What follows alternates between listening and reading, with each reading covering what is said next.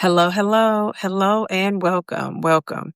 Well, today I am making a video about something. I'm going to be honest with you, I never thought I would be making a video about. And that is three kind of surprising ways that I am sabotaging my weight loss. I'm just going to be honest with you. I am doing some things that I have been working on since really the beginning of my journey. And I'm still struggling with those things. And they are actually probably sabotaging my weight loss.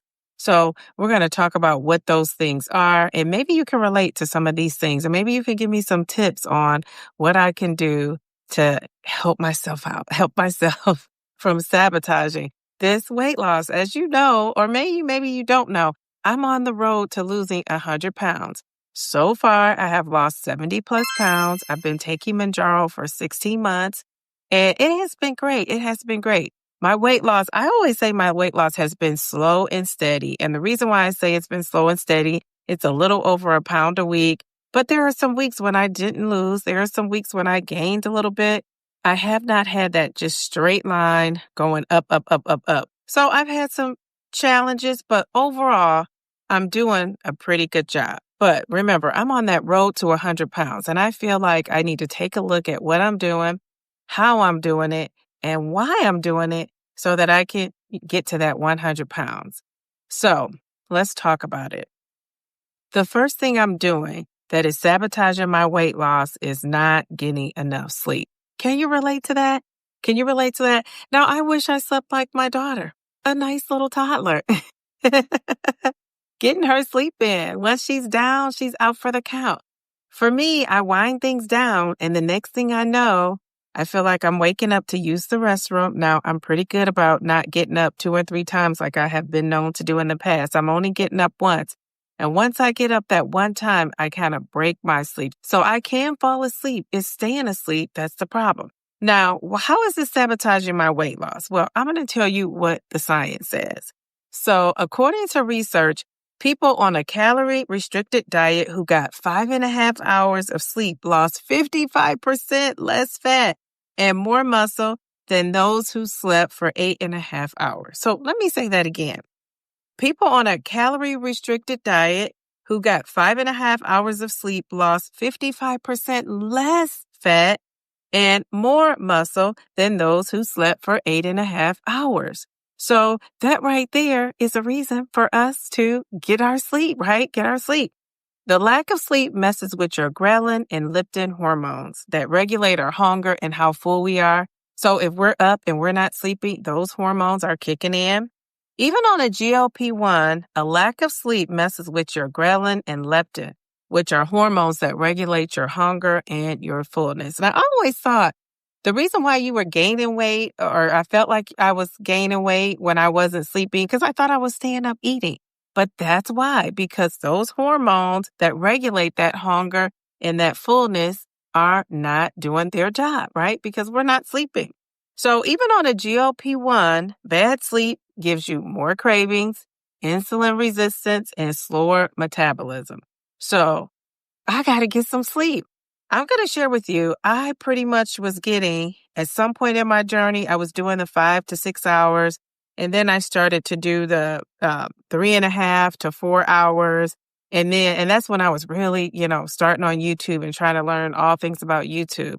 And then I scaled that back and I started getting, again, 5 to 6. So that's kind of like my sweet spot. But I know now that that's not enough. Now, I knew that before, that you're supposed to get your, 8 hours. But I thought, okay, I'm getting 6. That's not so bad. Well, it is. So I need to step that up. So if you're not sleeping like a baby or a toddler, look at my daughter, then we got to get some sleep. We got to get some sleep. So that's one thing I'm doing. And I didn't really realize how much it was affecting my weight loss. So that's something I'm definitely going to work on, getting that 8 hours. And if I have to compromise, I'll take 7. Is the research going to support that?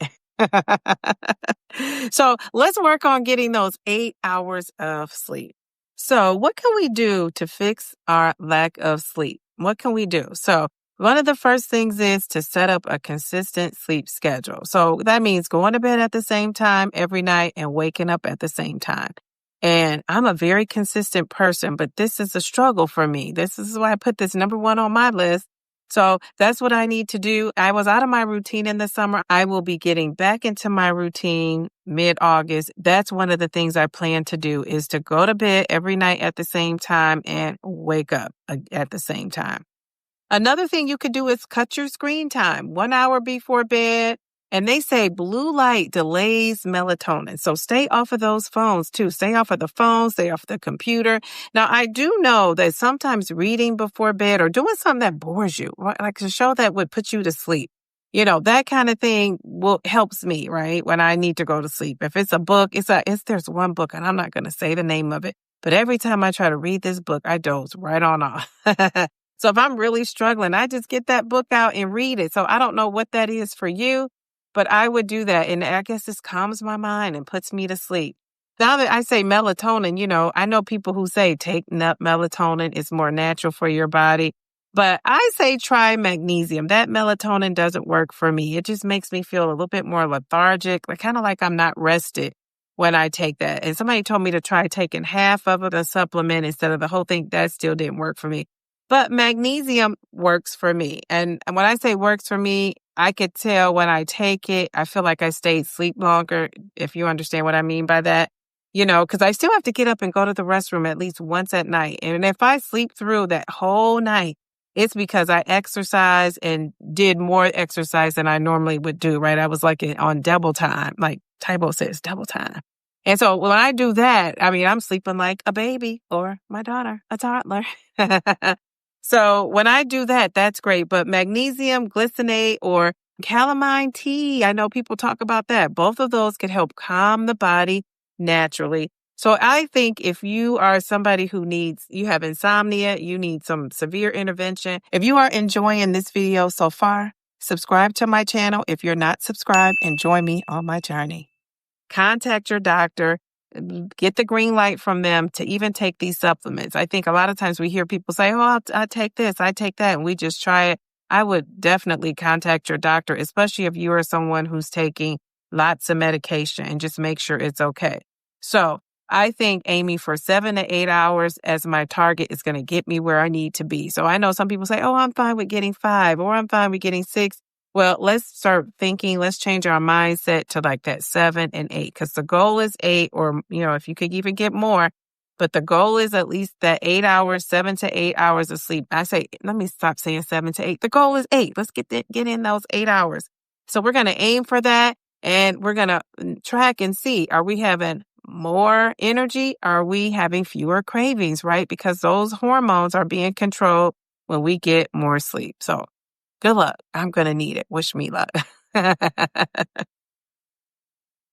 Well, number 2, the second thing I'm doing to sabotage my weight loss is I'm grazing on too many carbs. I'm eating too many carbs. If you know my story, you know that I am a carb girl. That's how I got to be so chunky, because I love to eat carbs. And I love potatoes. I love rice. I love beans. I love it all, right? And of course, I like my snacks, popcorn and chips. And of course, since I started the GLP-1, I have let those chips and that popcorn go. If I have that, that's on a special rare occasion, right? I don't know if I ever say I'm never going to eat another potato chip. I'm never going to eat any more popcorn. But I definitely have made it a lifestyle change and changed my eating plan. So that's not, one of the main things I'm eating. I have made it a special treat instead of a staple in my diet. So I'm going to give myself a cha-cha-cha for that. But I can do better. I can do better. And I think a lot of people out there are making this same mistake. We're secretly sabotaging our weight loss. We're grazing on carbs, and we're thinking we're all good, and we're really not. I also want to add here, one of the reasons why I say grazing, and I really think this is where the sabotaging of it all comes into play, is that when I say grazing, I'm eating a little bit of, a couple chips here and a couple chips there with my daughter. And I'm not really thinking, I'm sitting down and eating a whole bag of chips. But over time, that is adding up. And I would say the same thing about having one French fry here and one French fry there, or a little bit of mashed potatoes here, even though they are sweet mashed potatoes, some potatoes there, all that grazing of the carbs are adding up. And so when I really have to face what I'm doing and look at what I'm doing, I can tighten that up. So why does this matter, right?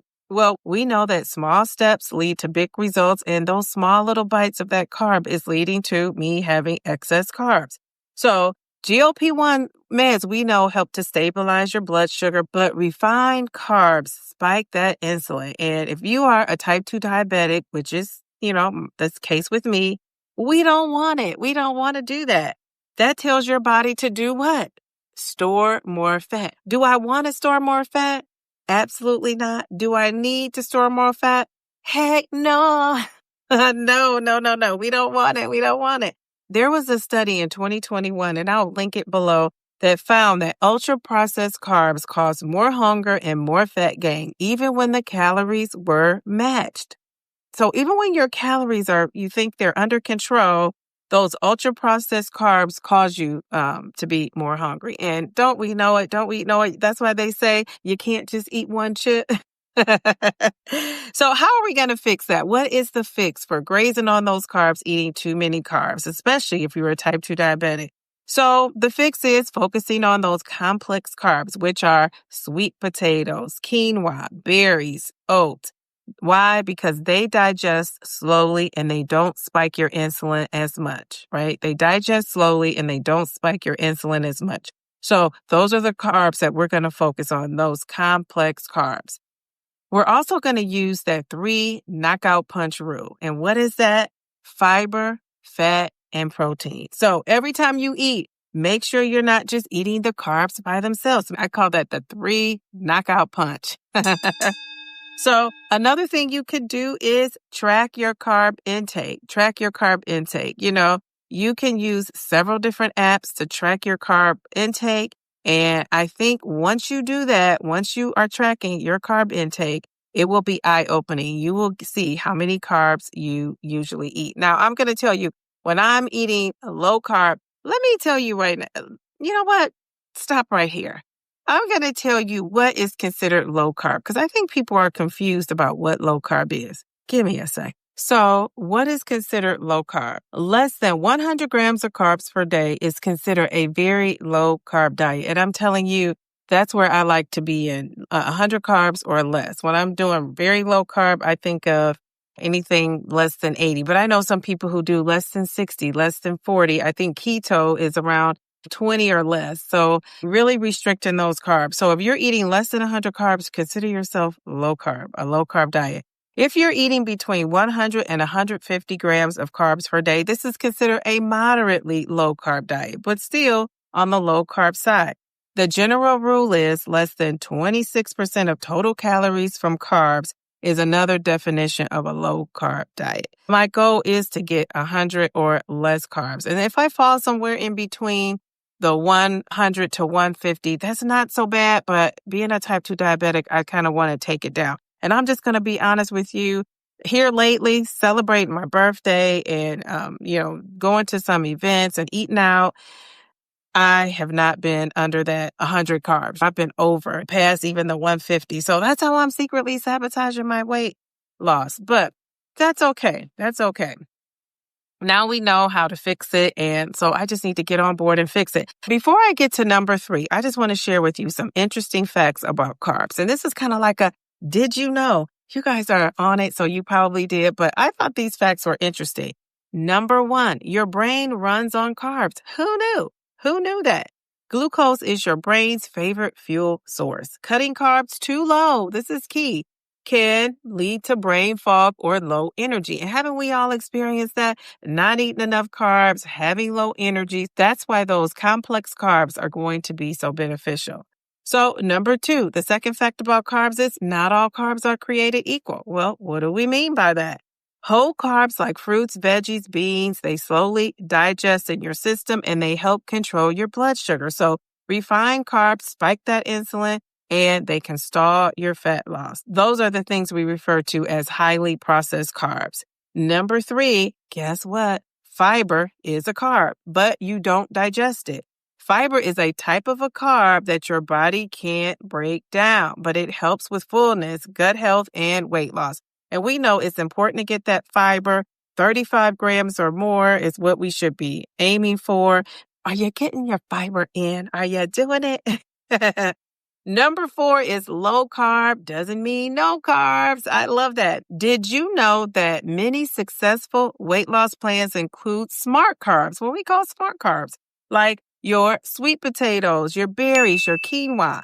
They fuel your body without those sugary carb crashes, right? Those sugary crashes. So that's what we want to eat. We want to eat carb smart. I love that. Or smart, whichever way you want to go with it. Number 5, this is an interesting fact. Carbs are protein sparring. What do we mean by that? When you eat enough carbs, your body is less likely to break down protein, muscle, for energy. And that is key, as we know, during weight loss. So we know our goal is when we're trying to lose weight, we want to lose that fat, that visceral fat, and we want to maintain or gain muscle. Are you feeling carb smart? I thought those were some cool facts. All right, so let's go to number 3. The third way that I am sabotaging my diet, and if you know anything about my journey, you can probably tell me what it is. I am what? Not eating enough protein. Downsizing Diva. What in the world are you doing? Well, I'm going to just be honest with you. I am not a protein girl at all. I don't like protein, and I'd like to think protein doesn't love me, but it does if I would just eat it. You know, I'm just not a big protein person. I'm not a meat eater. I know there are other ways to get in protein, and those are some of the things I lean on. But your plant-based sources and your meat sources are probably some of the best ways to get that protein in, and I'm not a meat eater. I think what hurts me with leaning on the plants for most of my protein and beans is, and I experimented with this during Lent, is that, it just has a lot of carbs. And by me being a type 2 diabetic, I have to be careful. So for the last, I would say, 16 to 18 years, I don't know how long it's been at this point, I have only eaten chicken, turkey, and fish. And when I say fish, I'm really down to a few basics, right? I'm not eating the whole gamut of that. But, I do eat that and enjoy those forms of protein when I do eat them. But I get tired of those very quickly, and I can't really eat a lot of it. And so that's why I always say that's why I gained so much weight, because I was leaning heavy on those carbs, smart carbs, refined carbs, good carbs, bad carbs, carb this, carb there, carbs everywhere. I just love carbs. So that has not helped with my weight over time. I was just steadily gaining.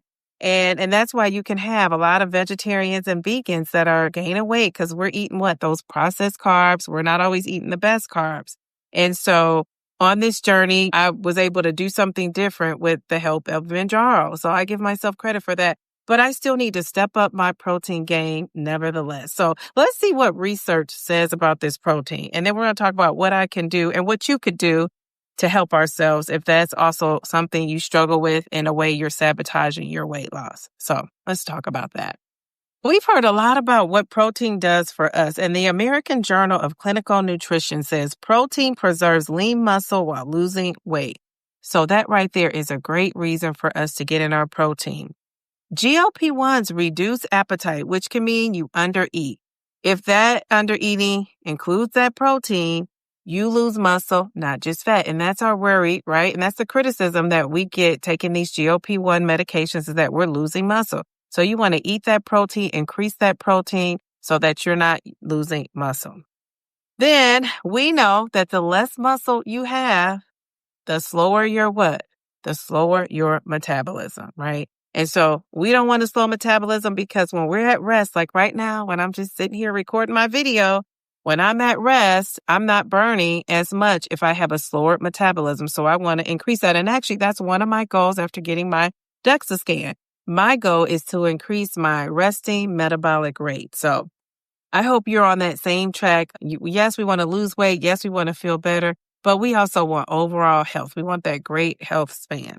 So how are we going to fix this? So it says to aim for 0.7 to 1 gram of protein per pound of goal body weight. So that's something that you're going to have to come up with your doctor, a goal weight for you, what works with your body. And the goal is to eat that 0.7 to 1 gram in protein. I've also seen the calculation of 0.6 to 1. whatever you choose, I would consult with your doctor. I see so many people are such in a debate about how much protein you should get. But don't use this calculation. Use your ideal body weight. Use your goal body weight. I say talk to your doctor about it. And I'm just going to tell you, before you give me all kind of recommendations, my doctor told me to eat 80 grams of protein. So that is what I plan to do. I plan to eat 80 grams of protein at least. But because I've had a DEXA scan, my ultimate goal is to get closer to that 140 because I am strength training 3 days a week. So that is my goal. I don't know what your goals are. Talk to your doctor about it. I do get the 80. I will say that, but I'm not getting more. And because I'm strength training and doing Pilates and moving my body, I need more than that 80. So that's something that I plan to do, is work on getting that protein. So knowing how much protein and aiming for that is a fix for you or me or any of us. Adding protein to every meal. So eggs, Greek yogurt, chicken, tofu, cottage cheese, those are all great sources. And it looks like people are doing that. When I hear people talk about what they're eating and what they're getting, people are coming up with creative ways to add that protein. So do those things. Notice I listed whole foods. I know people also drink protein shakes and eat protein cookies and eat protein danishes and protein this and protein that. But I would say the whole foods are the best sources. So I'm working on that. And you can use a protein shake if you need to, but choose a protein shake or a protein snack that's 20 grams of fiber or more. Also, make sure it has low sugar. So an example, I know Premier Protein, people talk about that. Fairlife, the shakes, people talk about that. Name your favorite shake of choice in the chat. I'm going to be honest with you. Don't tell anybody. But I want to get rid of the protein shake. And I've been doing that. I've been scaling drinking the protein shakes back because my goal is to focus on those whole foods. And so in order to do that, I kind of have to lean off my crutch a little bit, which has been the protein shake. So that's probably why I'm feeling sabotaged, right? Because those numbers aren't adding up without my shake. But yeah, I do like getting away from the protein shake. But I think, again, if that protein shake is going to help you hit your protein goals, I say with the green light from your doctor, the approval of your doctor, to go for it. All right. So I'm just going to give you some facts about protein because we hear a lot about protein. And it reminds me of Marsha. What's up with the protein? The protein is the star of the show. And I'm going to tell you why. Here are some facts about protein. Number 1, protein makes you feel fuller longer. So I'm not going to go into a whole spiel about it because this video is longer than I planned it to be. But I'm just going to give you the facts. Number 2, you burn calories just by digesting protein. Who knew that? Just by eating the protein and your body digesting it, your body uses 20 to 30% of the calories and proteins just to digest it. This is called the thermic effect of food, the TEF. So look that up just in case you're like, what is the Downsizing Diva talking about? So if you eat 100 calories of protein, about 20 to 30 of those calories are burned during digestion alone. 20 to 30 calories isn't making you lose a ton of pounds. So if you do the math, just by you eating protein alone, that's not going to mean that you're going to have this great weight loss. There's other things that go into play. But I just thought that was a great fact. All right. Another cool fact about protein is your body can't store protein. So unlike fats and carbs, you need to eat protein consistently. Your body doesn't save it for later, right? So we need to keep eating that and fueling our bodies. You lose muscle if you don't eat enough. Now, we've seen and heard that plenty of times. So when you're losing weight, your body may burn more muscle instead of fat if your protein is too low. And that's one of my worries.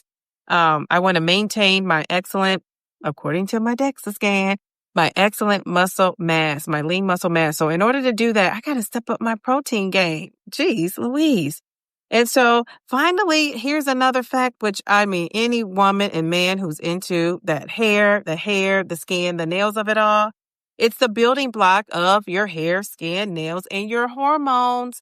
Protein does more than just build muscle. It literally builds you, right? Think about it like that. It literally builds you. So I'm going to get on this. I got to get on this. I got to get on my protein job. So those are the ways I'm sabotaging my weight loss. And those are some of the things that I'm going to do to fix it. And you could also do to fix it if you have some of those same experiences. Now, if I didn't mention something you're doing that is sabotaging your weight loss here, let me know what it is in the comment section. Meet me in that comment section so I can find out what it is. So there you have it. Less sleep, grazing on those carbs, and not eating enough protein. Those are the things that are quietly sabotaging my weight loss, right? They're quietly slowing things down. The good news is these are all things that I can fix. So if you're in the same situation or a similar situation, let's work on fixing it. Now, this is not going to happen for me overnight. I could tell you that now. But I am a work in progress and I am going to work on it. I think once you set a goal to do something, you just plug it in and you do it. You plug away at it. So that's what I am going to do. So I want to hear from you. Are you accidentally sabotaging your weight loss like the Downsizing Diva? And if you are, tell me what you're doing. Drop a comment below and let's talk about it. Tell me if you are, what you're doing, how you're doing it, why you're doing it. I want to know it all. If this video helped you, like the video. Don't forget to subscribe to my channel if you're not subscribed. Hit that notification bell so you can be notified every time I upload a video or go live. And remember, slow and steady wins the race. Just don't quit. Downsizing, Diva.